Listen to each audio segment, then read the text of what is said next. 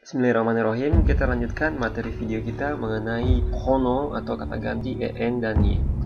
Pada video-video sebelumnya kita telah melihat fungsi atau penggunaan kata ganti hono, en dan y. Sekarang kita akan melangkah di penggunaan en dan y dalam kalimat negatif. Jadi bagaimana kita membentuk kalimat negatif dengan adanya hono ini. La négation, penindakan. Penindakan ditempatkan sebelum dan sesudah grup yang dibentuk oleh pronom dan verb. Dalam bahasa Prancis, kita mengetahui bahwa untuk membentuk kalimat menyangkal, itu kita dengan menambahkan ne dan pa pada kalimat tersebut. Biasanya ne-nya ditempatkan sebelum verb dan pa ditempatkan setelah verb. Tapi kalau ada pronom, maka ne-nya ditempatkan sebelum pronom, pa-nya ditempatkan setelah verb. Seperti contoh ini untuk en. On ne mange pas. Ne-nya ditempatkan sebelum pronom en, pa-nya ditempatkan setelah verb. Jadi ditempatkan sebelum dan sesudah grup. Ini grup yang dibentuk oleh pronom dan verb. On ne mange pas. Kami atau orang tidak memakannya. Jadi kalau on itu bisa berarti kami dan juga bisa berarti orang, tergantung konteks kalimatnya saja. Selanjutnya, vous n'en achetez pas. Anda tidak membelinya. Sekali lagi, ne ditempatkan sebelum en dan pa ditempatkan setelah verb. Vous n'en achetez pas. Vous n'en achetez pas. Anda tidak membelinya. Vous n'en voulez pas. Anda tidak menginginkannya. Kemudian, vous n'en avez pas voulu. Anda tidak menginginkannya. Il y en a plus eux. Sudah tidak ada lagi. Jadi yang ini di masa lampau. Vous n'en avez pas voulu. Kalau dalam bentuk masa lampau ini passé composé ya, tensisnya itu ne-nya ditempatkan sebelum en seperti biasa, tapi pa-nya ditempatkan setelah kata kerja bantunya av, bukan di kata kerja selanjutnya, tapi av di auxiliary-nya atau kata kerja bantunya. Dan juga liona lu lu ini maksudnya tidak ada lagi. Y di sini bukan y pronom, tapi ini ilia, ada, menyangkalnya ilnia. Seharusnya kalau tidak ilnia pa, kalau tidak lagi ilnia plus. Aturan ilia, ne dari negasi ditempatkan sebelum y, plus-nya ditempatkan setelah a, atau pa-nya ditempatkan setelah a. Begini kalau membentuk kalimat negasi untuk ilia, ada. Kemudian yang ingin saya tambahkan dalam bahasa Prancis, dalam pengucapannya kita mengenal istilah liaison, itu menggabungkan dua kata dalam pengucapan. Misalnya ini vous n'en achetez pas, jadi bukan vous n'en achetez pas, tapi kita gabungkan pengucapan en dari en dengan a dari act. Karena act dimulai dari huruf vokal, sehingga kita harus menggabungkan biar memudahkan dalam pengucapannya. Vous n'en achetez pas.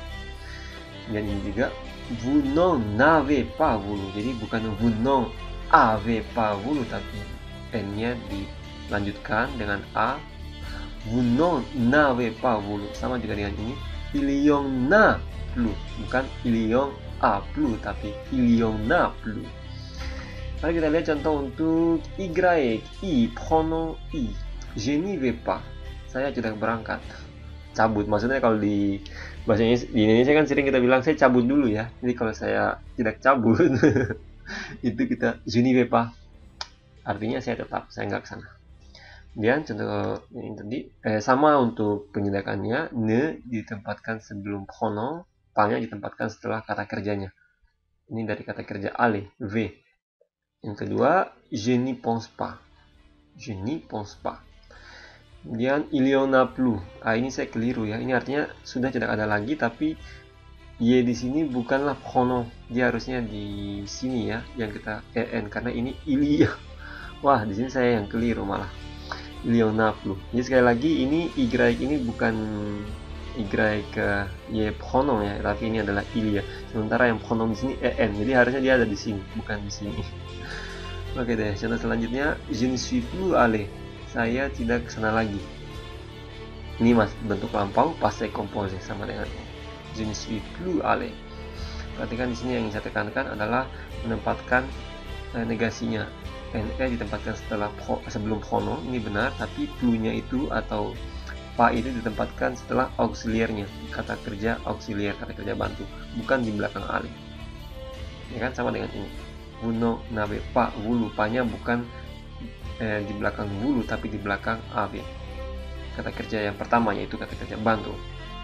Oke? Jadi beginilah membentuk kalimat penindakan dalam penggunaan pronom. Setelah kita membahas kalimat negatif dengan pronom, kita lanjut ke penggunaan en dan y dalam kalimat tanya. Jadi bagaimana menggunakan pronom saat bertanya. À la question, untuk pertanyaan atau pada pertanyaan. Vous avez un stylo? Anda punya sebuah pulpen? Perhatikan dalam jawabannya. Ne répondez pas oui, j'ai un, tapi répondez atau jawab oui, j'en ai un. Jadi kalau kita ditanya vous avez un stylo, kita ingin menggantikan un stylonya itu dengan pronom, kita tidak bisa mengatakan oui, j'ai un. Jadi jangan jawab oui, j'ai un, tapi harus jawab ya, saya punya satu. Jadi jawab oui, j'en ai un. Kalau vous avez une voiture? Oui, j'en ai une. Jadi tambahkan u-nya di belakang. Jadi jangan bilang j'en ai. Kemudian yang kedua, vous avez un feutre. Feutre ini pulpen tip ya. Anda punya sebuah pulpen tip. Jangan jawab ne répondez pas oui, j'en ai, tapi répondez oui, j'en ai un. Ya, saya punya satu. Saya harap jelas ya. Saya ulangi, kalau untuk penindakan kita tetap harus mengulangi artikelnya. Ne répondez pas, vous avez un stylo? Oui, j'en ai un.